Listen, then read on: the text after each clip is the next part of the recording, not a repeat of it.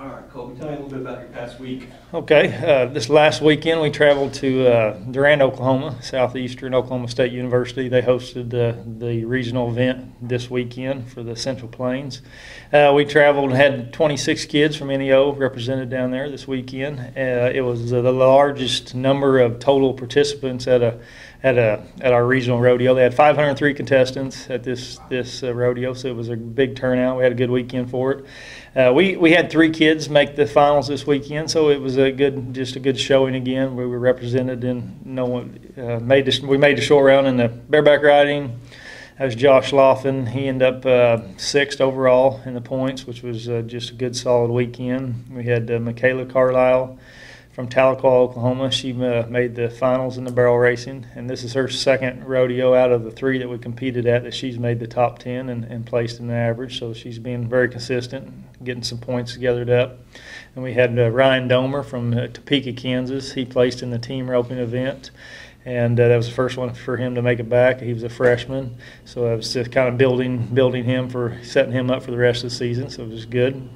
We had 3 or 4 other kids that were placed about 11th through 15th, and which was real strong showing. They take some of the events have 100 to 120 contestants in each event, and so when they end up, they take the top 10 to the finals. So we were right there close in 2 or 3 other events. So it was a strong for some of them freshmen. They ended up that close to making the finals, but.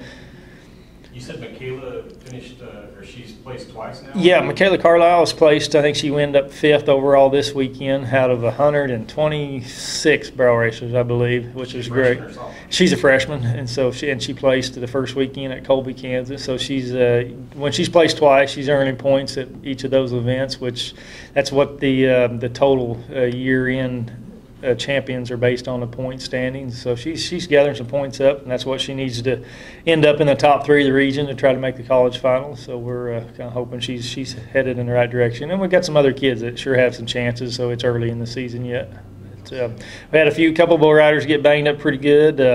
Callan Longnecker and Trevor Meek both had some pretty hard buck-offs there, but they had a good, strong set of bulls. Failed to have anybody qualify for the short round in the bull riding. But serious injuries? No serious, just banged up, bruised, but just kind of, like lucky at nothing serious that we'll be able to heal up here. We actually have about 3 weeks off till we compete again the weekend of the 4th, 5th, and 6th at Northwestern Oklahoma State University at Alva. So we needed a little bit of time. It's kind of been a busy fall so far with three kind of contests that were pretty close to each other, and then we got a little time to regroup. But looking forward to traveling out there. Do you expect a big crowd like that, or is it going to be a big show for Alva as well? Yes, it'll stay pretty consistent. After the first 2, kind of takes a little bit of time to get the certain kids, get the kids that are deciding they're going to go ahead and travel and compete for the schools. And so Durant's probably that was a good strong showing, and they'll probably stay pretty consistent through Alva in the next 4 or 5 competitions that we have in the spring. So yeah, we were really pleased. It's tough competition competing against that many kids. I think there's 22 schools represented, and to have 3 of our NEO kids in finals, we were pleased. What will you be doing leading up to that event in Alva 3 weeks from now? You've got 3 weeks. What will you be doing? Well, this week, pretty short week. We'll probably practice today. Yesterday we kind of let everybody get off yesterday, and then we'll practice today, and then I'm going to let them have the rest of this week off with fall break. Then we'll come back, and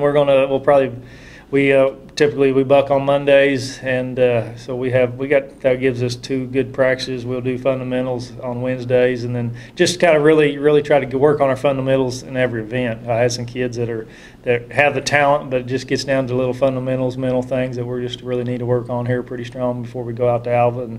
And we need a good strong showing there at Alva because that'll finish up the season for the fall. And how many kids will you be taking with you?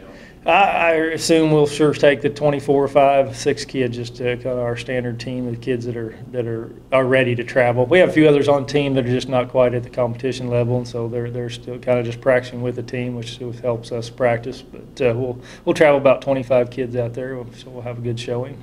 With 3 weeks out, will that give you a lot more time than usual to plan and get more time for all of your kids in? Or? Well, yeah, I mean, it probably gives us, a little better time to more one-on-one practice there with each kid. Exactly, because our events are all 9 different events. It does takes a lot of separate practice time for each event, so that it does help when we have a little bit more time to prepare. But, Good luck to you, Coach. thank you, Brad. Appreciate it.